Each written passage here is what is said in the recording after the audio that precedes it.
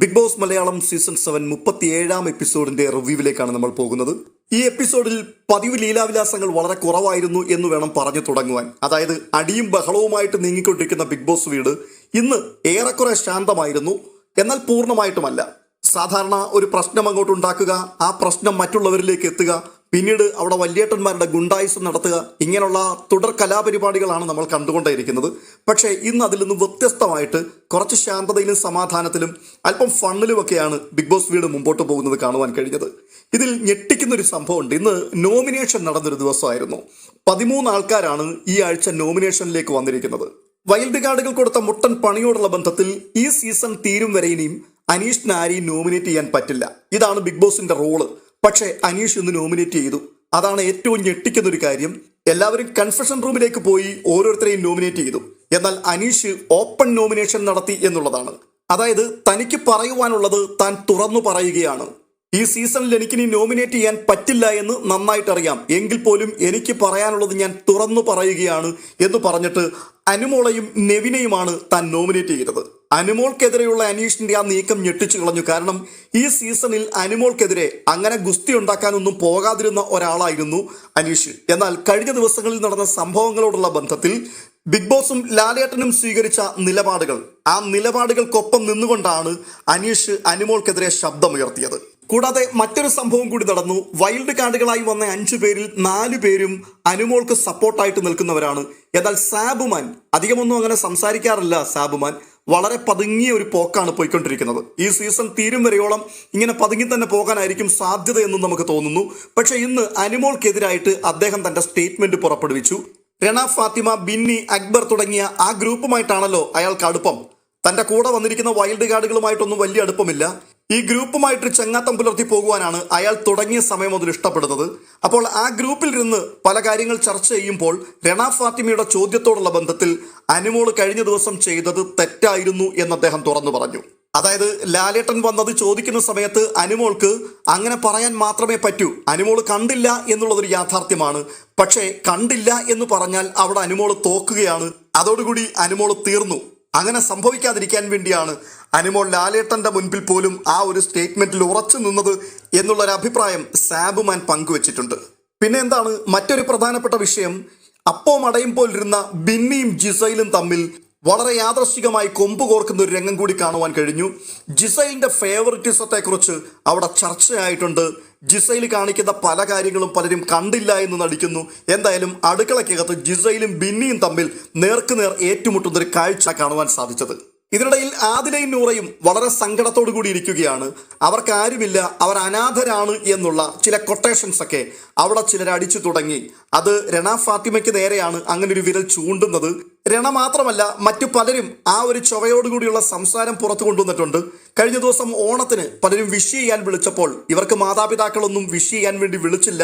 അതിൻ്റെതായിട്ടുള്ളൊരു സങ്കടമൊക്കെ അവർ പങ്കുവെക്കുന്നത് കാണുവാൻ സാധിക്കുന്നുണ്ട്. അതുമാത്രമല്ല, ആദിലയും നൂറയും കൂടി അനീഷിന് ഒരു പ്രത്യേക ഓമന പേരിട്ടു, സുപ്രൂട്ടൻ. സുപ്രൂട്ടൻ എന്ന് വിളിക്കുവാനുള്ള കാരണം എല്ലാ ദിവസവും രാവിലത്തെ പാട്ട് കഴിയുമ്പോൾ വീട്ടിലുള്ള മുഴുവൻ ആൾക്കാരും ഗുഡ് മോർണിംഗ് ബിഗ് ബോസ് എന്ന് പറയുമ്പോൾ അനീഷ് മാത്രം തനി മലയാളിയായിട്ട് പുറത്തു വരും, സുപ്രഭാതം ബിഗ് ബോസ് എന്നാണ് പറയുന്നത്. അപ്പോൾ നിരന്തരമായി ഈ സുപ്രഭാതം അടിക്കുന്ന അനീഷിനെ സുപ്രൂട്ടൻ എന്ന പേരിൽ ആദിലയും നൂറയും വിശേഷിപ്പിക്കുന്നു. അതിന്റെ പേരിൽ വലിയൊരടി നടക്കുന്നു. ഇതൊക്കെയായിരുന്നു ഇന്നത്തെ എപ്പിസോഡിലെ ഹൈലൈറ്റുകൾ. എന്തായാലും നമുക്ക് എപ്പിസോഡിലേക്ക് പോകാം. അതിനു മുൻപായി നിങ്ങൾ ഇതുവരെയും ഈ ചാനൽ സബ്സ്ക്രൈബ് ചെയ്തിട്ടില്ല എങ്കിൽ ബിഗ് ബോസ് റിലേറ്റഡ് ആയിട്ടുള്ള ന്യൂസുകൾ കൃത്യസമയത്ത് നിങ്ങളിലേക്ക് എത്തേണ്ടതിന്, പ്രത്യേകിച്ച് ലൈവ് അപ്ഡേറ്റുകൾക്കായി ഈ ചാനൽ മടിക്കാതെ സബ്സ്ക്രൈബ് ചെയ്യണമേ എന്ന് ഓർപ്പിക്കുന്നു. നമുക്ക് എപ്പിസോഡിന്റെ വിവരണത്തിലേക്ക് പോകാം. രാവിലത്തെ വേക്കപ്പ് സോങ്ങിന് ശേഷം ആദ്യമായിട്ട് വീട്ടുകാരെല്ലാവരും കൂടി ചേർന്ന് ക്യാമറയുടെ മുൻപിൽ നിന്നുകൊണ്ട് വീട്ടിൽ നിന്ന് കഴിഞ്ഞ ദിവസം പുറത്തുപോയ രേണു സുധിക്ക് ബർത്ത്ഡേ വിഷസ് നൽകുന്നതോടുകൂടിയാണ് ആരംഭിക്കുന്നത്. അതിനുശേഷം അകത്തേക്ക് കയറുന്നു. ആദ്യത്തെ അടി പൊട്ടുകയാണ്. ലൈവ് കണ്ടവർക്കറിയാം. മസ്താനിയോട് ജിസൈല് പോയി സംസാരിക്കുകയാണ്. എന്താണ് വിഷയം? വെസൽ ടീം പാത്രങ്ങൾ കഴുകിയിട്ടില്ല. കഴിഞ്ഞ രാത്രിയിൽ കഴുകി വെക്കേണ്ട പാത്രങ്ങളായിരുന്നു, കഴുകിയിട്ടില്ല. രാവിലെ ഉണർന്ന് എഴുന്നേറ്റ് വന്നിട്ടും കഴുകിയിട്ടില്ല. രാവിലെ ചായ കൊടുക്കണം, ചായ കൊടുക്കുവാൻ കപ്പുകളൊന്നും കഴുകി വൃത്തിയാക്കിയിട്ടില്ല. ജിസൈൽ വന്ന് പറയുന്നുണ്ട് ഈച്ചയും പാറ്റയും ഒക്കെ കയറി ഉറുമ്പെല്ലാം പൊതിഞ്ഞ് പാത്രങ്ങളെല്ലാം അവിടെ കിടക്കുകയാണ്. ഇന്നലത്തെ ആഹാരത്തിന്റെ അവശിഷ്ടങ്ങൾ നാറി പുഴുത്തവിടെ കിടക്കുകയാണ്. എന്തുകൊണ്ടാണ് നിങ്ങളിത് ചെയ്യാതിരിക്കുന്നത്? നിങ്ങൾ വെസൽ ടീമിലേക്ക് വന്നതിന് ശേഷമാണ് ഇത്രയും പ്രശ്നങ്ങൾ ഇവിടെ വന്നിട്ടുള്ളത്. ഇതുവരെയും ഇങ്ങനെ ഒരു ബുദ്ധിമുട്ട് ഈ വീട്ടിൽ ഉണ്ടാക്കിയിട്ടില്ല ആരും. മസ്താനിയല്ലേ ക്യാപ്റ്റൻ? മസ്താനി എന്തുകൊണ്ടാണ് ഇത് ചെയ്യാതിരിക്കുന്നത്? ഇത് ചോദിച്ചുകൊണ്ട് മസ്താനിയുമായിട്ടൊരു സംഘടന നടക്കുന്നുണ്ട്. അതിനുശേഷം കിച്ചണിനകത്തേക്ക് വരുന്നു. ബിന്നിയോടാണ് സംസാരിക്കുന്നത്. ബിന്നി ഇവിടെ കുറെ സീനിയർ അല്ലേ? ഇവിടുത്തെ കാര്യങ്ങളൊക്കെ ബിന്നിക്ക് നന്നായിട്ട് അറിയാവുന്നതല്ലേ? ഒരുപക്ഷെ മസ്താനിക്ക് അതിനെക്കുറിച്ച് കൂടുതൽ അറിവൊന്നും ഉണ്ടായിരിക്കില്ല. അപ്പോൾ നിനക്കത് പറയുകയും അതൊക്കെ ഒന്ന് നോക്കിക്കണ്ട് ചെയ്യുകയും ചെയ്യാമല്ലോ. ഇതാണ് ജിസൈല് ബിന്നിയോട് പറയുന്നത്. ബിന്നിക്ക് അതങ്ങോട്ട് പിടിക്കുന്നില്ല. പിന്നീട് അവിടെ പരസ്പരം ചെളിവാരിയെറിയലും പ്രശ്നങ്ങളും ഒക്കെ നടക്കുന്നുണ്ട്. സത്യം പറഞ്ഞു കഴിഞ്ഞാൽ ജിസൈല് പറഞ്ഞ ഈ കാര്യത്തിനകത്ത് ഒത്തിരി യാഥാർത്ഥ്യമുണ്ട്. ഈ വെസൽ ടീം ഇത്രയും ഫ്ലോപ്പായി പോയൊരു വെസൽ ടീം ബിഗ് ബോസിന്റെ ചരിത്രത്തിൽ, ഈ സീസണിലല്ല ചരിത്രത്തിൽ വന്നിട്ടുണ്ടോ എന്നുള്ള കാര്യത്തിൽ സംശയമാണ്. കാരണം തിന്നാൻ മാത്രമേ പറ്റൂ, തിന്നുന്ന പാത്രം കഴുകി വെക്കാൻ ആർക്കും താല്പര്യമില്ല. ഗ്ലാസ്സിൽ ചായ കുടിച്ചാൽ ആ ചായ കുടിക്കുന്ന ഗ്ലാസ് അവിടെ വെച്ചിട്ട് എഴുന്നേറ്റ് പോകും. എന്തുകൊണ്ടാണ് അങ്ങനെ ചെയ്യുന്നത്? അത് മനഃപൂർവ്വം പണി കൊടുക്കുന്നതാണ്. വെസൽ ടീം എന്ന് പറയുന്ന ഒരു കൂട്ടം ആൾക്കാർ ഇവിടെ ഉണ്ടല്ലോ, അവരാണല്ലോ അത് ചെയ്യേണ്ടത്. അതുകൊണ്ട് ഞങ്ങളുടെ എച്ചിൽ പാത്രം അവർ കഴുകട്ടെ, ഞങ്ങൾ ചായ കുടിക്കുന്ന കപ്പുകളും അവർ കഴുകി വെക്കട്ടെ. ലാലേട്ടൻ പോലും ഈ വിഷയത്തിൽ ഇടപെട്ടതാണ്. ഭക്ഷണം കഴിക്കുന്ന പാത്രം കഴുകി വെക്കുന്നത് കുറച്ചിലല്ല, അത് തീർച്ചയായിട്ടും ചെയ്യണം. അതൊക്കെ വ്യക്തിപരമായ ഹൈജീനുമായിട്ട് ബന്ധപ്പെട്ട് നിൽക്കുന്ന കാര്യങ്ങളാണെന്നൊക്കെ പറഞ്ഞ് നല്ല ഒന്നാന്തരമായിട്ട് തൊലി ഉരിച്ചു വിട്ടതാണ്. പക്ഷേ ലാലേട്ടൻ പറഞ്ഞ വാക്കിനെയൊന്നും കാര്യമായിട്ട് എല്ലാവരും ഏറ്റെടുത്തിട്ടില്ല. അതുകൊണ്ട് തന്നെ ഇപ്പോഴും ആ പഴയ സമ്പ്രദായത്തിൽ മുൻപോട്ട് പോയിക്കൊണ്ടിരിക്കുന്ന ഒരു കൂട്ടം ആൾക്കാരുണ്ട്. അപ്പോൾ ഇവിടെ സംഭവിക്കുന്ന പ്രധാനപ്പെട്ട ഒരു വിഷയം എന്ന് പറഞ്ഞാൽ ഈ എച്ചിൽ പാത്രം കഴുകണ്ട എന്നും ചായ കുടിച്ചിട്ട് അവിടെയും ഇവിടെയും വെച്ചിട്ട് പോകുന്ന ഈ ചായ കപ്പുകൾ വെസൽ ടീം കഴുകണ്ട എന്നുമുള്ളൊരു തീരുമാനം വന്നിട്ടുണ്ട്. അതിനോടുള്ള ബന്ധത്തിലാണ് ഈ പ്രശ്നങ്ങൾ നടക്കുന്നത്. സത്യത്തിൽ ഇതാരാണ് ചെയ്യേണ്ടത്? ചെയ്യേണ്ട വ്യക്തി ചെയ്യുന്നില്ല, വെസൽ ടീമും ചെയ്യുന്നില്ല. അതുകൊണ്ട് രാത്രി വെളുക്കോളവും പാറ്റയും ഉറുമ്പും ഈച്ചയും ഒക്കെ ആയിട്ട് അതങ്ങനെ വൃത്തിഹീനമായി കിടക്കുന്ന ഒരു അന്തരീക്ഷമാണ്. ജിസൈൽ വന്ന് പറയുന്നുണ്ട്, അടുക്കളയിൽ കയറിയിട്ട് നാറുകയാണ്, നിങ്ങൾ എന്തുകൊണ്ടാണ് ഇത് ചെയ്യാതിരിക്കുന്നത്? തുടർന്ന് ബിന്നിയോട് സംസാരിക്കുന്നു. ഒടുവിൽ ബിന്നിയുടെ ഒരു അന്ത്യശാസനം വരുന്നുണ്ട് ജിസൈലിന്റെ നേരെ. ഇവിടെ വന്നിരിക്കുന്ന ആൾക്കാരെല്ലാം ഇൻഡിവിജ്വൽസ് ആണ്. നീ ഈ കുഞ്ഞുങ്ങളെ പറഞ്ഞു പഠിപ്പിച്ച് വളർത്തിയെടുക്കുന്നത് പോലെ അങ്ങനെ വളർത്തേണ്ട ആവശ്യമൊന്നുമില്ല, നീ നിന്റെ പാട് നോക്കാനാണ് പറയുന്നത്. അടുത്തതായി കാണുന്ന കാഴ്ച ആദിലയും നൂറയും കൂടിയുള്ള ഒരു ചർച്ചയാണ്. സത്യത്തിൽ ആ ചർച്ച ഇല്ലീഗലാണ്, ബിഗ് ബോസിന്റെ റൂളിനെ ബ്രേക്ക് ചെയ്തുകൊണ്ടുള്ളൊരു ചർച്ചയാണ്. സംഗതി ഇതാണ്, കഴിഞ്ഞ ആഴ്ചയിലെ വീക്ക്ലി ടാസ്ക് നൂറ പിടിച്ചെടുത്തു. അതോടുകൂടി നൂറയ്ക്ക് സൂപ്പർ പവറുകൾ ലഭിച്ചിരിക്കുകയാണ്. അതിലൊരു പ്രധാനപ്പെട്ട പവർ എടുത്ത് വീശാനുള്ള ദിവസമാണ് വന്നിരിക്കുന്നത്, ഡയറക്റ്റ് നോമിനേഷൻ. അപ്പോൾ ഈ ഡയറക്റ്റ് നോമിനേഷനിലേക്ക് ആരെ കൊണ്ടുവരണം എന്നുള്ളതിനെ കുറിച്ചുള്ള ചർച്ചയാണ്. ഒരിക്കലും നോമിനേഷൻ ചർച്ച ചെയ്ത് തീരുമാനിക്കാൻ പാടില്ല എന്ന് ബിഗ് ബോസ് പറഞ്ഞിട്ടുണ്ട്.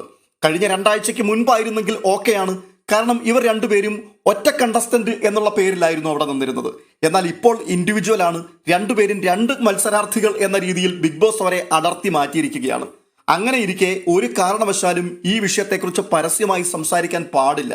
മാത്രവുമല്ല, ബിഗ് ബോസ് അവരെ 2 ആക്കി മാറ്റിയിട്ടുണ്ടെങ്കിൽ പോലും ഇപ്പോഴും അവർ ഒന്നാണ് എന്ന രീതിയിലാണ് അവിടെ മുൻപോട്ട് പോയിക്കൊണ്ടിരിക്കുന്നത്. എല്ലാ കാര്യങ്ങളും ഇവർ രണ്ടുപേരും കൂടി ചർച്ച ചെയ്ത് തീരുമാനിച്ചു മാത്രമേ നടപ്പാക്കുകയുള്ളൂ എന്നുള്ളത് ഒരു ശാഠ്യം പിടിച്ചിരിക്കുന്നത് പോലെയാണോ, ഇനി അത് അറിയാതെ സംഭവിക്കുന്നതാണോ എന്നറിയില്ല. എന്തായാലും രണ്ടുപേരും ഒറ്റയ്ക്ക് നിന്നുകൊണ്ടാണ് ഇപ്പോഴും കളിച്ചുകൊണ്ടേയിരിക്കുന്നത്. ഇനിയിപ്പോൾ ടാസ്കിനോടൊക്കെയുള്ള ബന്ധത്തിൽ ഇവർ പലപ്പോഴും എതിരാളികളായി 2 ടീമിൽ മുഖാമുഖം വരാറുണ്ട്. ആ സമയത്ത് പോലും ഇവർ പരസ്പരം ചർച്ച ചെയ്ത് തന്നെയാണ് ഈ ടാസ്കുകൾ പോലും കളിക്കുന്നത് എന്ന് പറയുമ്പോഴാണ് ഇവിടെ ഒരു വലിയ വൈരുദ്ധ്യം വെളിപ്പെട്ടു വരുന്നത്. എന്തായാലും ആദില നൂറയോട് പറയുന്നുണ്ട്, വളരെ ശ്രദ്ധിച്ചു വേണം നീ ആ തീരുമാനം എടുക്കുവാൻ, വെറുതെ ആ പവർ കളഞ്ഞു കുളിക്കരുത്.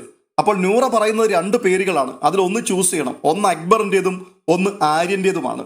ആദില പറയുകയാണ്, വെറുതെ അക്ബറിന്റെ പേരെടുത്ത് വീശിയിട്ട് ഈ പവർ കളഞ്ഞു കുളിക്കരുത്, കൃത്യമായിട്ട് ചിന്തിച്ചേ ചെയ്യാവൂ. ആര്യനാണെന്നുണ്ടെങ്കിൽ കുഴപ്പമില്ല. എന്തായാലും ആ ഉപദേശം കൃത്യമായിട്ട് ഫലിച്ചിട്ടുണ്ട്. നൂറ ആര്യനെ തന്നെയാണ് ഡയറക്റ്റ് നോമിനേഷനിൽ കൊണ്ടുവന്നത്. അടുത്തതായി കാണുന്നത് അനീഷും ആദില, നൂറ, ഷാനവാസ്, ബിന്നി ഇവരെല്ലാവരും കൂടി ചേർന്നുള്ളൊരു സംഭാഷണം. ബഹു കോമഡി എന്ന് മാത്രമേ പറയാൻ പറ്റുള്ളൂ. അനീഷ് വളരെ സീരിയസ് ആയിട്ടാണ് സംസാരിക്കുന്നത്. അതായത്, എനിക്ക് ഒരു കാരണവശാലും അംഗീകരിക്കാൻ പറ്റില്ല, എന്നെ ആവശ്യമില്ലാത്ത പേരുകൾ വിളിക്കരുത്. സുപ്രൂട്ടൻ എന്നുള്ള പേര് അതെനിക്ക് ഒരിക്കലും അംഗീകരിച്ചു തരുവാൻ കഴിയുന്ന ഒരു കാര്യമല്ല. അപ്പോൾ ആദില, സോറി സുപ്രൂട്ട, ഞങ്ങൾക്കത് ഭയങ്കരമായിട്ട് ഇഷ്ടപ്പെട്ടിട്ടുണ്ട്, അതുകൊണ്ട് ഞങ്ങൾ ഇനി മുതൽ സുപ്രൂട്ടാന്ന് തന്നെ വിളിക്കുകയുള്ളൂ. അപ്പോൾ അനീഷ്, ഒരാളുടെ കൺസെന്റ് ഇല്ലാതെ അയാളെ നിങ്ങൾക്ക് വായി തോന്നുന്നതൊക്കെ വിളിക്കുവാൻ അതെങ്ങനെയാണ് പറ്റുക? ഞാൻ ഒരിക്കലും ഇത് സമ്മതിച്ചു തരില്ല, നിങ്ങൾ അങ്ങനെ എന്നെ വിളിക്കാൻ പാടില്ല. അപ്പോൾ നൂറ ചോദിക്കുകയാണ്, അതെ, മറ്റുള്ളവരുടെ കൺസെന്റ് ഇല്ലാതെ അവരെ കഴുതയെന്നും മരക്കഴുതയെന്നും പൊട്ടനെന്നും ഇങ്ങനെയൊക്കെയുള്ള വാക്കുകൾ അനീഷ് ചേട്ടൻ മറ്റുള്ളവരെ വിളിക്കുന്നത് ശരിയാണോ? അപ്പോൾ അനീഷ്, അതെ, എൻ്റെ ഭാഗത്ത് നിന്ന് ഒരുപാട് തെറ്റുകൾ സംഭവിച്ചിട്ടുണ്ട്. ആ തെറ്റുകളൊക്കെ ഞാനിപ്പോൾ തിരുത്തിക്കൊണ്ടേയിരിക്കുകയാണ്. ഇത്രയും കേട്ടപ്പോഴേക്കും ബിന്നിയുടെ അടുത്ത കൊട്ടേഷൻ, അങ്ങനെ തെറ്റുകൾ സംഭവിച്ചിട്ടുണ്ടെങ്കിൽ അനീഷ് ചേട്ടൻ എപ്പോഴെങ്കിലും ഒരു വാക്കിൽ ഒരു സോറി പറഞ്ഞിട്ടുണ്ടോ? ഇല്ല, ഞാൻ സോറി പറയില്ല. അതെന്താണ് സോറി പറയാത്തത്? അത് അർഹതയ്ക്കുള്ള അംഗീകാരമായിട്ടാണ് ഞാൻ കൊടുത്തത്. ഞാൻ അവരെ മരക്കഴുതയെന്ന് വിളിച്ചിട്ടുണ്ടെങ്കിൽ അത് അവർക്കുള്ള അംഗീകാരം തന്നെയായിരുന്നു. ഇത്രയും അനീഷിന്റെ വായിൽ നിന്ന് വീഴുകയും ചെയ്തു. ഉടൻ തന്നെ ആദിലയും നൂറയും കൂടി അപ്പുറവും ഇപ്പുറവും നിന്നുകൊണ്ട് അനീഷിനെ കണക്കിന് ട്രോളുന്നുണ്ട്.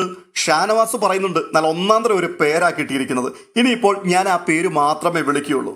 അനീഷിന് പന്തികേട് മനസ്സിലായി കഴിഞ്ഞപ്പോൾ ഉടൻ തന്നെ ബിന്നിയെയും വിളിച്ചുകൊണ്ട് പുറത്തേക്ക് അവിടുന്ന് അങ്ങ് ഇറങ്ങി പോവുകയാണ്. എന്ന് വെച്ചാൽ ഇനി അവിടെ നിൽക്കാൻ പറ്റില്ല. മറുപടി പറയാനുള്ള സ്റ്റോക്കുകളൊന്നും കയ്യിലില്ല. സുപ്രൂട്ടൻ എന്നുള്ളൊരു പേര് വിളിച്ചപ്പോൾ അനീഷിന് ഇത്രയും പൊള്ളിയെങ്കിൽ മരക്കഴുതയെന്നും മരമണ്ടനെന്നും പൊട്ടനെന്നും ഒക്കെ താൻ ഓരോ ആൾക്കാരെയും വിളിച്ച് കളിയാക്കിക്കൊണ്ടിരിക്കുന്നു. അങ്ങനെയാണെന്നുണ്ടെങ്കിൽ തീർച്ചയായിട്ടും ഞങ്ങൾ ഈ പേരെ വിളിക്കൂ എന്ന് പറയുമ്പോൾ തിരിച്ചു പിന്നെ എന്തു പറയാൻ പറ്റും? അതുകൊണ്ട് ആള് പതിയെ അവിടുന്ന് സ്ഥലം വിട്ടു. തുടർന്ന് വീണ്ടും കാണുന്നത് അടുക്കളയിലെ രംഗങ്ങൾ തന്നെയാണ്. അടുക്കളയിൽ ഗംഭീര അടിയാണ് നടക്കുന്നത്. അതിന്റെ കാരണം ദസൽ ടീമിന്റെ മുമ്പ് പറഞ്ഞ പ്രശ്നം തന്നെയാണ്. അതവിടെ അങ്ങനെ കത്തിക്കൊണ്ടേയിരിക്കുകയാണ്. ഇപ്പോഴത്തെ പ്രശ്നം എന്താണെന്നറിയാമോ? 3 ദിവസം മുൻപ് ഉപയോഗിച്ച പാത്രം അവിടെ കഴുകാതെ കിടക്കുന്നു പോലും. എന്തൊരു നാണം കെട്ട പരിപാടിയാണ്. അതായത് തിരുവോണത്തിന്റെ അന്ന് ബിഗ് ബോസ് ആണ് ഫുഡ് കൊടുത്തത്. അവരാർക്കും ഫുഡ് ഉണ്ടാക്കിയിട്ടില്ല. അതിന് മുൻപലത്തെ ദിവസം രാത്രിയിലാണ് ഈ പാത്രം കഴുകിയില്ല എന്നുള്ള പേരിൽ പാതിരാത്രിക്കൊക്കെ അക്ബറും അപ്പാനിയും ഒക്കെ അവിടെ ഭയങ്കര പ്രശ്നമുണ്ടാക്കുന്നത് കാണുന്നത്. ആ സമയത്ത് മസ്താനി പറയുന്നുണ്ട്, കഴുകത്തില്ല, ഇനിയിപ്പോൾ എന്തെല്ലാം സംഭവിച്ചാലും കഴുകത്തില്ല. അതിനോടുള്ള ബന്ധത്തിലാണ് ലാലേട്ടൻ വന്ന് വീക്കെൻഡ് എപ്പിസോഡിൽ മസ്താനിയെ കുറ്റപ്പെടുത്തുന്നതും ഇവറ്റകളുടെ കരച്ചിൽ കേൾക്കാൻ എന്തോ ഒരു രസമാണ് എന്ന് മസ്താനി പറഞ്ഞ കാര്യമൊക്കെ ലാലേട്ടൻ ആവർത്തിച്ച് പറയുന്നതൊക്കെ നമ്മൾ കേട്ടതായിരുന്നല്ലോ വീക്കെൻഡ് എപ്പിസോഡിൽ. അപ്പോൾ അന്ന് രാത്രിയിൽ കഴുകാതിട്ട പാത്രമാണ്. അത് ഇന്നലെയും അവിടെ അതുപോലെ തന്നെ കിടന്നു. ഇന്നും അത് കഴുകിയിട്ടില്ല. രാവിലെ ജിസയിൽ അടുക്കളയിൽ ചെന്ന് കയറുമ്പോൾ ആ പാത്രങ്ങളൊക്കെ കഴുകാതെ തന്നെ അവിടെ കിടക്കുകയാണ്. അതുകൊണ്ട് എന്ത് സംഭവിച്ചു? 20 പേർക്ക് ചായ ഇടേണ്ടതാണ്. പക്ഷെ ഒരു കൊച്ചു പാത്രം അവിടെ കണ്ടു. അതിനകത്ത് ജിസയിൽ ചായ ഇട്ടു. 10 പേർക്ക് ചായ കൊടുത്തു. അതേ ചൊല്ലിയാണ് പിന്നീട് അവിടുത്തെ അടുത്ത ബഹളം നടക്കുന്നത്. വെസൽ ടീമിന്റെ ആളായ ബിന്നിയും കിച്ചൺ ടീമിലെ ജിസയിലും റെന ഫാത്തിമയും ഇവർ 3 പേരും കൂടിയാണ് ഈ അടി കൊഴിപ്പിച്ച് മുൻപോട്ട് കൊണ്ടുപോയിക്കൊണ്ടിരിക്കുന്നത്. ഇത്രയും ദിവസം അപ്പവും അടയുമായിട്ട് നടന്ന ബിന്നിയും ജിസയിലും റെന ഫാത്തിമയും തമ്മിൽ ആദ്യമായിട്ടാണ് കൊമ്പ് കോർക്കുന്ന രംഗം നാം കാണുന്നത്.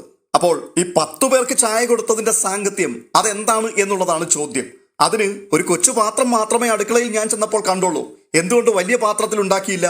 വലിയ പാത്രം അഴുക്കായി കിടക്കുകയാണ്. 3 ദിവസമായിട്ട് കഴുകാതെ വിട്ടിരിക്കുകയാണ്. അത് കഴുകാൻ ഞങ്ങളോട് പറയണ്ടേ? അപ്പോൾ ഞങ്ങൾ കഴുകി തരില്ലേ? ഇല്ല, എനിക്ക് അന്നേരം ഇങ്ങനെയായിരുന്നു തോന്നിയത്, അതുകൊണ്ട് ഞാൻ ചായ ഇട്ട് കൊടുത്തു. അപ്പോൾ ഈ 10 പേർക്ക് ചായ ഇട്ട് കൊടുത്ത വിഷയം അതൊരു ഫേവറിറ്റിസമാണ് എന്നുള്ള രീതിയിലേക്ക് കാര്യങ്ങൾ എത്തുകയാണ്.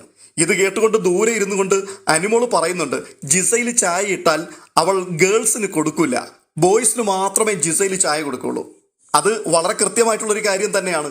ജിസയിൽ അവിടെയുള്ള ആണുങ്ങളെല്ലാം കയ്യിലെടുത്തിരിക്കുന്നു എന്നുള്ളൊരു ആരോപണം നേരത്തെ മുതലേ ഉണ്ട്. എങ്ങനെയാണ് ഈ കയ്യിലെടുത്തിരിക്കുന്നത്?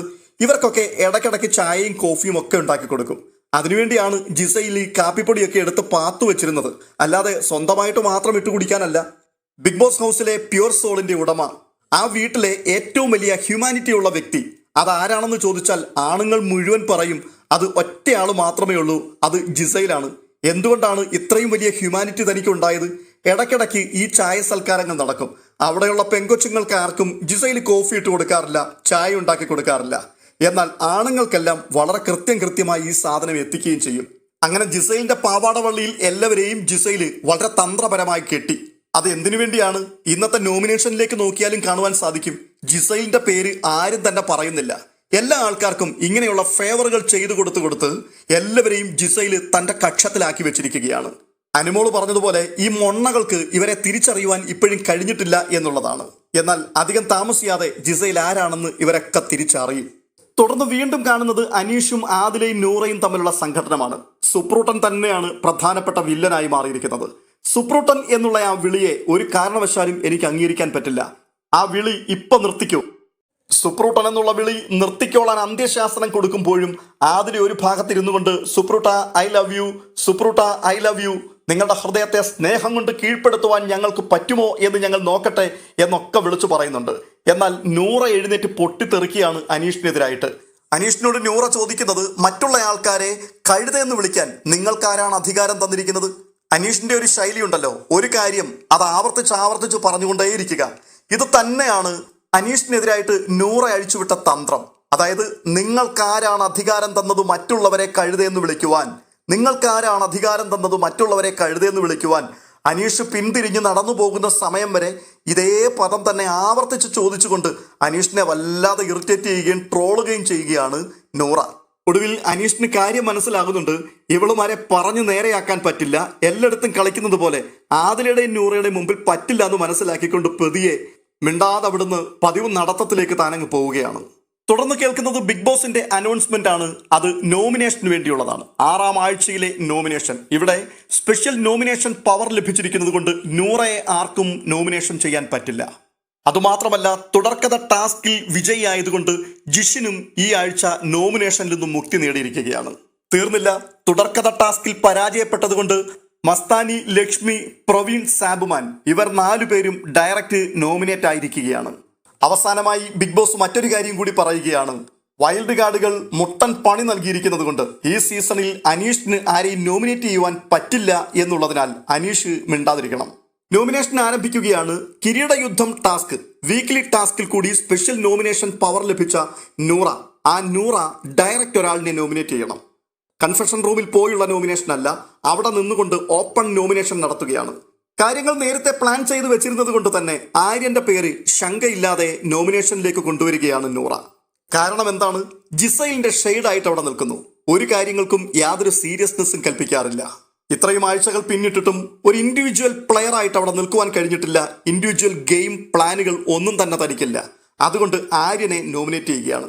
സത്യം പറഞ്ഞാൽ നൂറ ആര്യനെ നോമിനേറ്റ് ചെയ്തത് അയാൾക്ക് ഭയങ്കരമായിട്ട് ബുദ്ധിമുട്ടുണ്ടായി. തുടർന്ന് കുറേ നേരം ഇരുവരും തമ്മിൽ അവിടെ ഇരുന്ന് വഴക്കുണ്ടാക്കുന്നതൊക്കെ കാണുന്നുണ്ട്. നോമിനേഷനെയൊക്കെ ഇത്രയധികം പേടിയാണോ ഇവർക്ക്? അങ്ങനെ പേടിയുള്ള ആൾക്കാർ മര്യാദയ്ക്ക് കളിക്കണ്ടേ? പ്രേക്ഷകർ അവരെ അവിടെ നിർത്തുമല്ലോ. പ്രേക്ഷകർ തനിക്ക് എതിരാണ് എന്നുള്ളത് ആര്യന് വളരെ കൃത്യമായി മനസ്സിലായിട്ടുണ്ട്. അതുകൊണ്ട് തന്നെ ഈ ആഴ്ച പോകും എന്നുള്ള ഭയത്തിലായിരുന്നു. ഒരാഴ്ചയും കൂടി ജീവശ്വാസം വീണ് കിട്ടിയിരിക്കുകയാണ്. അടുത്ത ആഴ്ച പോകുമോ? പോകാതിരിക്കുവാൻ വേണ്ടി മാക്സിമം പിടിച്ചു നിൽക്കുവാൻ ശ്രമിക്കുമ്പോഴാണ് ദേ ഇപ്പോൾ ഇടിവെട്ടിയവന്റെ മേൽ പാമ്പ് കടിച്ചു എന്ന പോലെ നോമിനേഷൻ, ഓപ്പൺ നോമിനേഷൻ വന്നിരിക്കുന്നത്. വല്ലാത്ത സങ്കടമായി പോയി ആര്യന്. പിന്നീട് ഇരുവരും തമ്മിലുള്ള വലിയൊരു പൊട്ടിത്തെറി അവിടെ നടക്കുകയാണ്. ഒരു ഭാഗത്ത് നോമിനേഷന് വേണ്ടി ആൾക്കാർ പോവുകയും വരികയും ചെയ്യുന്നു. എന്നാൽ നൂറയും ആര്യനും ആദിലയും തമ്മിൽ വലിയ സംഘർഷം നടക്കുകയാണ്. ആര്യൻ പറയുന്നുണ്ട്, ഞാൻ സീരിയസ് അല്ലെന്ന് നീ പറഞ്ഞു, നിനക്ക് എങ്ങനെ അത് പറയാൻ തോന്നി? അപ്പോൾ വളരെ വ്യക്തമായിട്ട് നൂറ പറഞ്ഞു കൊടുക്കുന്നുണ്ട്.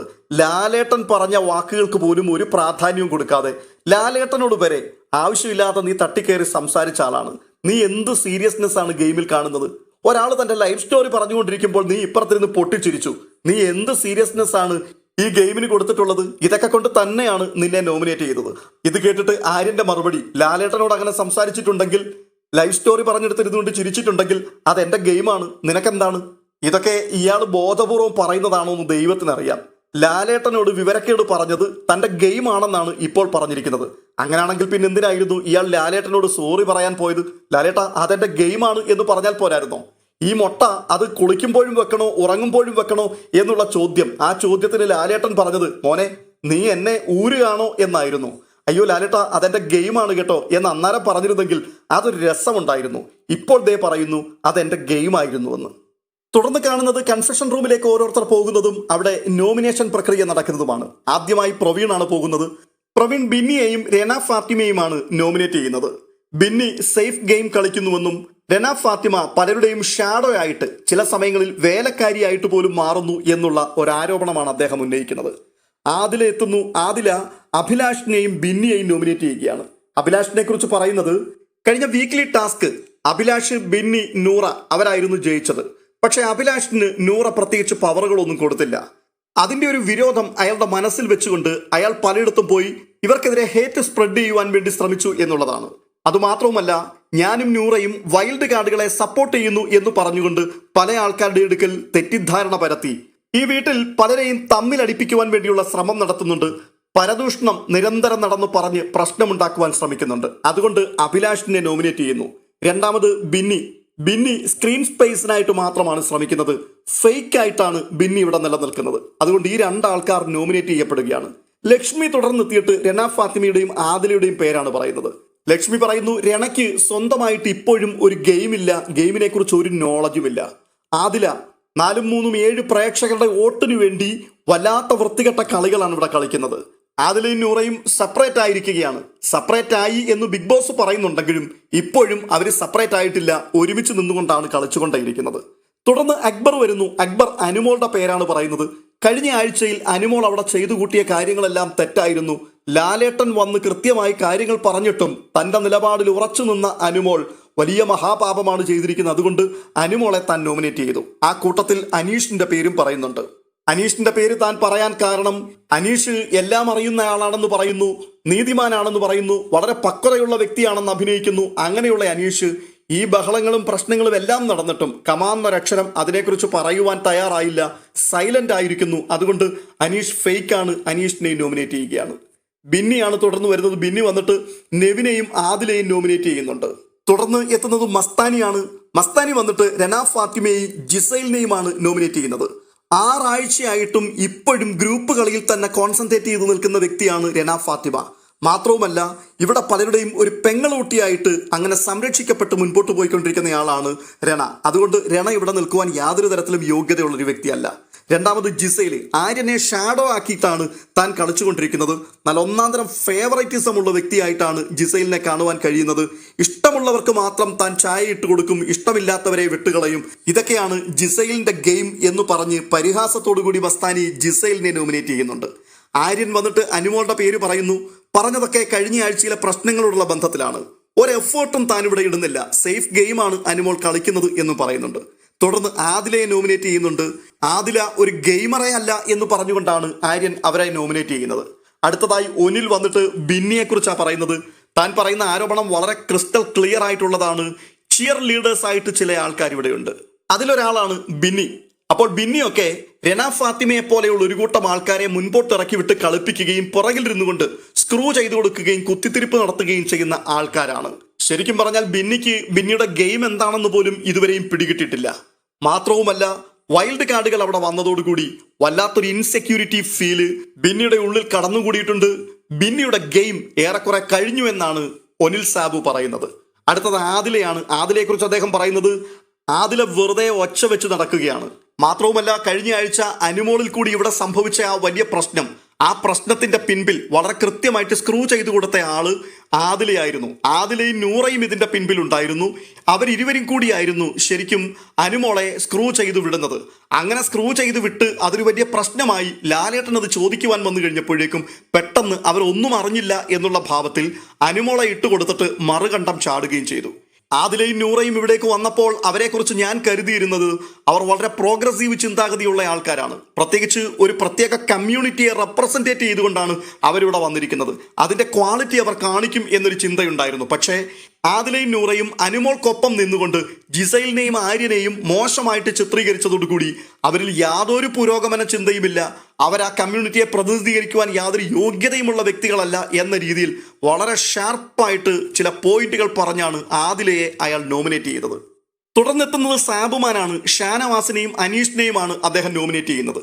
കാര്യമായിട്ടുള്ള വാലിഡ് പോയിന്റുകളൊന്നും പറയാനില്ലായിരുന്നു. ഷാനവാസ് വർത്താനം പറയുമ്പോൾ ബഹളമുണ്ടാക്കുമ്പോൾ വീട്ടുകാരെ വിളിക്കുന്നു എന്നുള്ളൊരു പോയിന്റ് പറഞ്ഞു. അനീഷിന്റെ ഇരിപ്പിടം നഷ്ടപ്പെട്ടപ്പോൾ ബഹളമുണ്ടാക്കി എന്നുള്ളൊരു കാര്യം കൂടി പറഞ്ഞു. ഈ 2 കാരണത്താൽ അനീഷിനെയും ഷാനവാസിനെയും അയാൾ നോമിനേറ്റ് ചെയ്യുകയാണ്. രണ ഫാത്തിമ എത്തിയിട്ട് അഭിലാഷിന്റെയും അനുമോളുടെയും പേരാണ് പറയുന്നത്. അഭിലാഷ് വളരെ ഡിപ്ലോമാറ്റിക് ആയിട്ടാണ് അവിടെ ഗെയിം കളിക്കുന്നത്. ഒരു കാര്യത്തിലും നേരിട്ട് ഇടപെടാറില്ല, വളരെ ന്യൂട്രൽ ആയിട്ട് നിൽക്കും. ചില ആൾക്കാരെ സ്ക്രൂ ചെയ്തു വിട്ട് പ്രശ്നമുണ്ടാക്കും. ഒരു കുറുക്കന്റെ സ്വഭാവമാണ് അയാൾ ആ വീട്ടിൽ കാണിച്ചുകൊണ്ടിരിക്കുന്നത്. അടുത്തത് അനുമോൾക്ക് പ്രത്യേകിച്ച് ഗെയിം പ്ലാൻ എന്ന് പറയുന്നൊരു സംഭവമേ ഇല്ല. യാതൊരു പരിപാടിയും അവിടെ അനുമോൾ ചെയ്യുന്നുമില്ല. ഒരു കണ്ടന്റും അനുമോൾ ഇത്രയും കാലം കൊടുത്തിട്ടുമില്ല. പിന്നെ അനുമോൾ അവിടെ നിന്നു പോകുന്നതിന്റെ പ്രധാനപ്പെട്ട കാരണം പുറത്ത് അനുമോൾക്ക് കാര്യമായിട്ട് PR വർക്ക് ചെയ്യുവാൻ ആൾക്കാരുണ്ട്, അതുകൊണ്ട് മാത്രമാണ്. അങ്ങനെയുള്ള വ്യക്തി ഇവിടെ നിൽക്കുവാൻ യോഗ്യതയില്ല എന്നാണ് അനുമോളെ കുറിച്ച് രണ ഫാത്തിമ പറയുന്നത്. അടുത്തതായി ജിഷിന്റെ ഊഴമായിരുന്നു. ജിഷൻ എത്തിയിട്ട് ബിന്നിയെയും രണ ഫാത്തിമയും തന്നെയാണ് നോമിനേറ്റ് ചെയ്യുന്നത്. 2 പേരും ഗെയിം ഇല്ലാത്തവരാണ്, മറ്റുള്ളവരുടെ ഷാഡോ ആയി നടക്കുന്നവരാണ്, ഗ്രൂപ്പ് കളിയുടെ ഭാഗമാണ്. ടാസ്ക് വന്നാലും ഗ്രൂപ്പ് വന്നാലും അവരുടെ തലവൻ എവിടെയാണോ ആ ഗ്രൂപ്പിൽ കളിക്കുക എന്നുള്ളതാണ് അവരുടെ ദൗത്യം. തലവൻ തെറ്റ് ചെയ്താലും ശരി ചെയ്താലും അവർക്ക് വേണ്ടി വിടുപണി ചെയ്യുക, തലവൻ പറയുന്ന കോമഡികൾ കേട്ട് ചിരിച്ചു കൊടുക്കുക, ഇതൊക്കെയാണ് ഇവരുടെ രണ്ടാൾക്കാരുടെയും പരിപാടികൾ. അതുകൊണ്ട് അവരെ രണ്ടുപേരെയും നോമിനേറ്റ് ചെയ്യുന്നു. തുടർന്നെത്തുന്നത് ഷാനവാസ് ആണ്. ഷാനവാസ് നെവിനെയും അനുമോളയുമാണ് നോമിനേറ്റ് ചെയ്തത്. നെവിന്റെ കാര്യത്തിൽ അദ്ദേഹം പറയുന്നത് ഉത്തരവാദിത്വമില്ല, ക്യാപ്റ്റൻസിയിൽ യാതൊരു തരത്തിലുള്ള ഉത്തരവാദിത്വവും കാണിച്ചിട്ടില്ല, ഇടയ്ക്കിടയ്ക്ക് മോഷണങ്ങളുണ്ട്, പ്രശ്നങ്ങളുണ്ടായാൽ അത് പരിഹരിക്കുന്നില്ല, വൈൽഡ് കാർഡിന്റെ കൂടെ കൂടിയിട്ട് വീട്ടുകാർക്കെതിരായിട്ട് ഗെയിം കളിക്കുന്നു. അതൊക്കെയാണ് നെവിന്റെ പേരിലുള്ള ആരോപണങ്ങൾ. അനുമോളെ സംബന്ധിച്ച് പറഞ്ഞാൽ അനുമോൾക്കൊപ്പമായിരുന്നു താൻ ഇതുവരെയും നിന്നത്. ഇവിടെ വരുന്നതിന് മുൻപ് തന്നെ അനുമോളെ അറിയാം. താൻ ഇൻഡസ്ട്രിയിലേക്ക് വരുന്ന സമയത്ത് അനുമോൾ വളരെ കൊച്ചുകുട്ടിയായിരുന്നു. ആ സമയത്ത് അനുമോളെ പല പ്രോഗ്രാമുകളിൽ നിന്നും ആൾക്കാർ അഭിനയിക്കുവാൻ അറിയില്ല എന്ന് പറഞ്ഞ് ഒഴിവാക്കുന്നത് താൻ കണ്ടിട്ടുണ്ട്. അന്ന് അനുമോൾക്ക് സപ്പോർട്ട് കൊടുത്തിട്ടുണ്ട്. അതുകൊണ്ട് തന്നെ ഈ വീട്ടിലേക്ക് വന്നു കയറി ഇവിടെയും അനുമോൾക്ക് സപ്പോർട്ട് കൊടുത്തു. ഇവിടെ എല്ലാവരും കൂടി അനുമോളെ വളഞ്ഞിട്ട് ആക്രമിക്കുന്നത് കണ്ടുകൊണ്ട് അനുമോൾക്ക് വേണ്ടി സംസാരിക്കാൻ പോയതുകൊണ്ടാണ് അക്ബറുമായി പ്രശ്നമുണ്ടായത്. അങ്ങനെ 2 പ്രാവശ്യം ബിഗ് ബോസ് കൺഫെഷൻ റൂമിലേക്ക് വിളിച്ചു കയറ്റുകയും താക്കീത് ചെയ്യുകയും ചെയ്തു. ഇതെല്ലാം അനുമോൾക്ക് വേണ്ടിയായിരുന്നു. എന്നാൽ ഇതെല്ലാം കഴിഞ്ഞ് പുറത്തേക്ക് ഇറങ്ങി വരുമ്പോൾ കാര്യമൊന്ന് അന്വേഷിക്കാൻ പോലും അനുമോള് തയ്യാറായില്ല, നന്ദി കാണിക്കുവാൻ അനുമോള് വന്നില്ല. ഇതൊക്കെയാണ് അദ്ദേഹം പറയുന്നത്. അനുമോൾക്ക് വേണ്ടി ഇത്രയും താൻ മോശക്കാരനായി, പക്ഷേ അനുമോൾ അതേക്കുറിച്ച് ഒന്ന് സംസാരിച്ചില്ല എന്നുള്ള ആ വിഷയം പറഞ്ഞിട്ടാണ് അനുമോളെ ഷാനവാസ് നോമിനേറ്റ് ചെയ്യുന്നത്.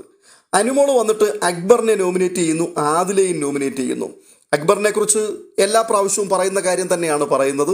വെറുതെ അവിടെ പ്രോബ്ലം ക്രിയേറ്റ് ചെയ്തുകൊണ്ടിരിക്കുന്ന ഒരു വ്യക്തി, അതുകൊണ്ടാണ് അദ്ദേഹത്തെ നോമിനേറ്റ് ചെയ്യുന്നത്. ആദിലയെക്കുറിച്ച് പറയുന്നത് കഴിഞ്ഞ ദിവസം നടന്ന ആ വലിയൊരു പ്രശ്നം, ആ പ്രശ്നത്തിന് തന്നെ സ്ക്രൂ ചെയ്ത് മുൻപോട്ട് വിടുകയും തനിക്കൊപ്പം നിൽക്കുകയും ചെയ്ത വ്യക്തിയായിരുന്നു ആദില. എന്നാൽ ലാലേട്ടൻ വന്നപ്പോൾ ആദില കാലുവാരി എന്നെ കള്ളിയാക്കി എന്ന് പറയുന്നുണ്ട്. തുടർന്നെത്തുന്നത് അഭിലാഷാണ്. അഭിലാഷ് വന്നിട്ടും ആദിലയുടെ പേരാണ് പറയുന്നത്. ആദില, ബിന്നി, ഈ 2 ആൾക്കാരെ കുറിച്ച് പറയുന്നു. ബിന്നി അക്ബറിന്റെ ഷാഡോയാണ്. എന്നാൽ ആദിലയാകട്ടെ, ആദിലയ്ക്ക് പ്രത്യേകിച്ച് ഒരു ഗെയിമും ഇല്ല, ഒരു സീരിയസ്നെസ്സും ആദില കാണിക്കാറില്ല.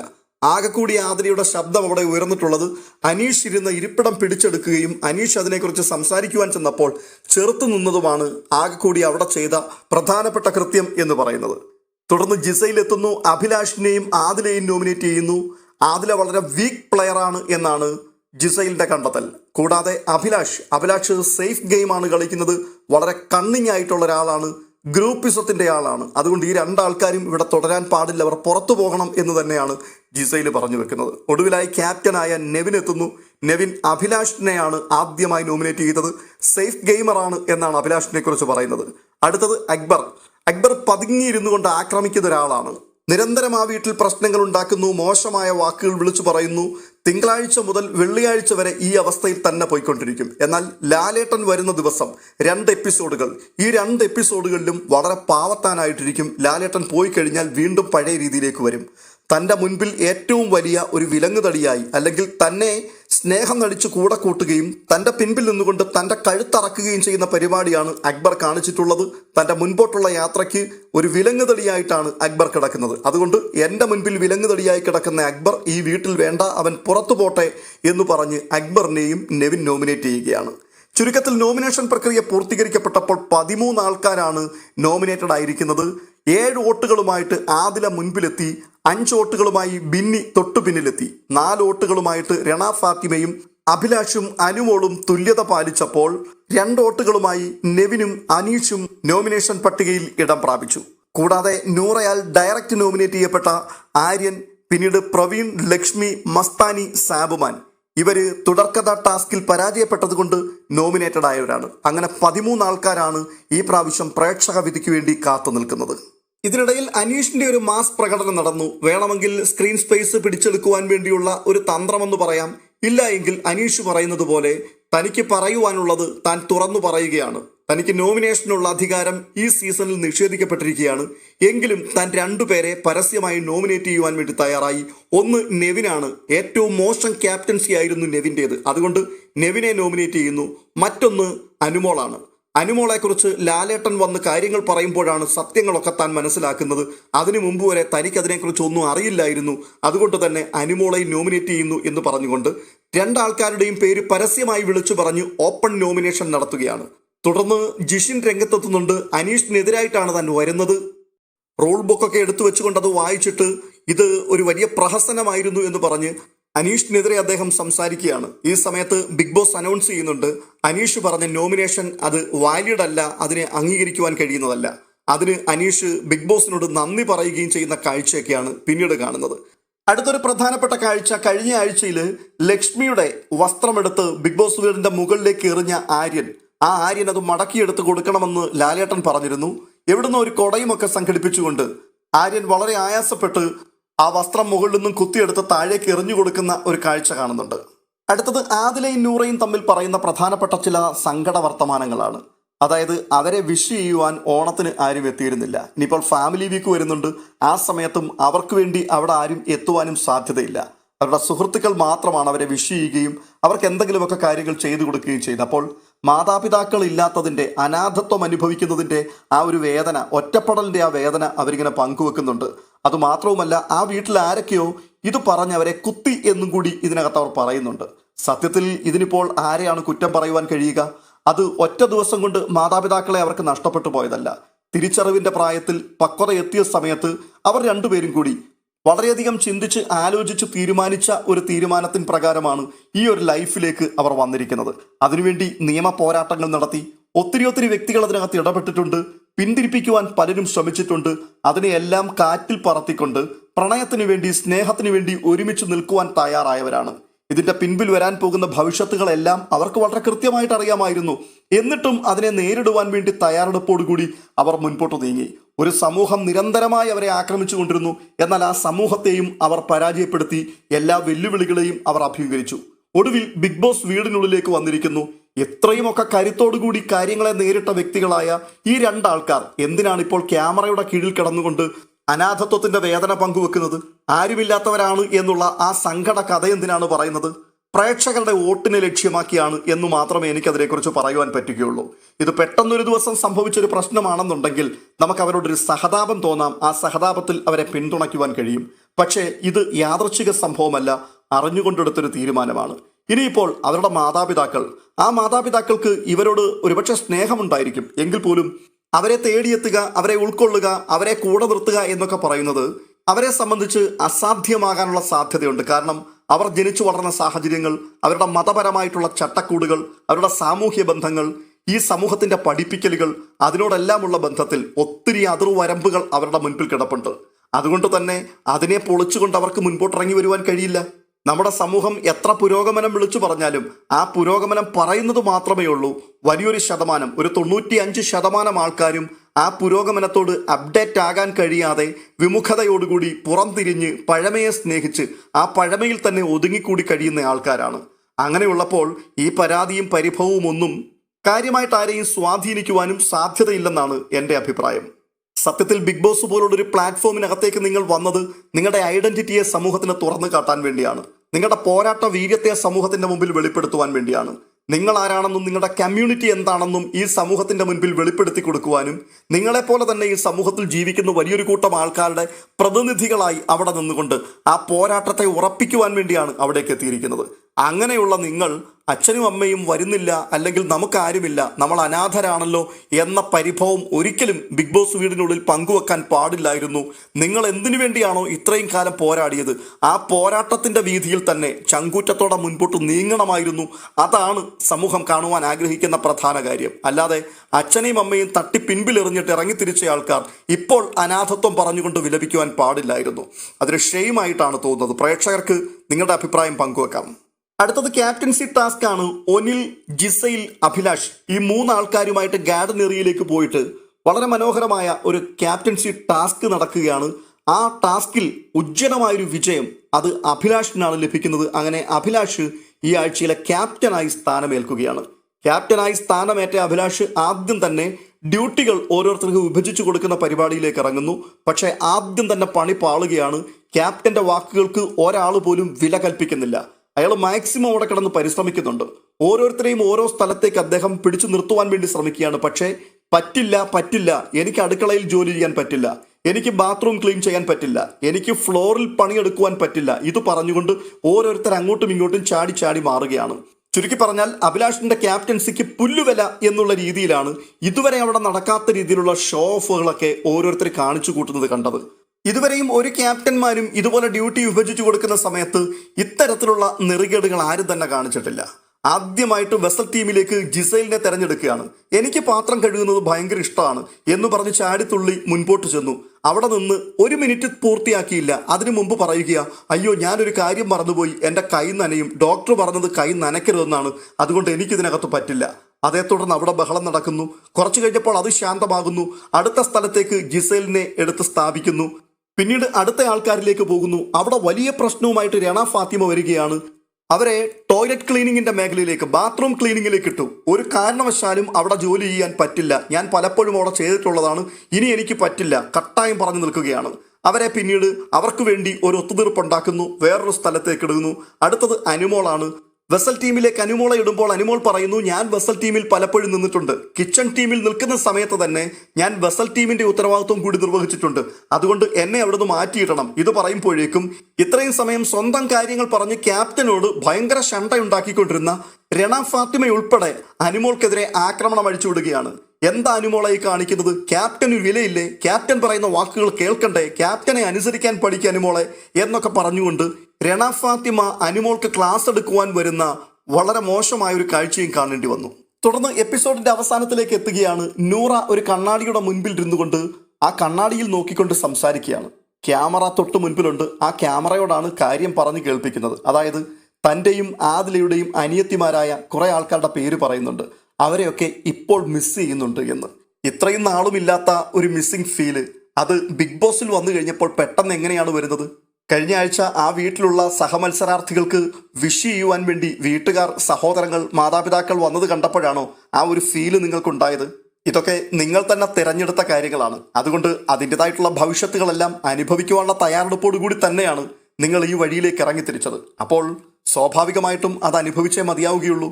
എന്തായാലും നൂറയുടെ ഈ ഒറ്റയ്ക്കിരുന്നുള്ള സംസാരം ആദിലെ കയ്യോടെ പിടിക്കുന്നുണ്ട്. ആദിലെ കണ്ടപ്പോൾ ഒരു ജാള്യതയോടുകൂടി ഞാനിവിടെ മാല കൊരുക്കുകയായിരുന്നു എന്നൊക്കെ പറഞ്ഞ് നൂറ ആ സംഭവം അങ്ങ് വഴിതിരിച്ചു വിടുകയാണ്. തുടർന്ന് ഇരുവരും തമ്മിൽ പ്രണയാതുരരാകുന്നു.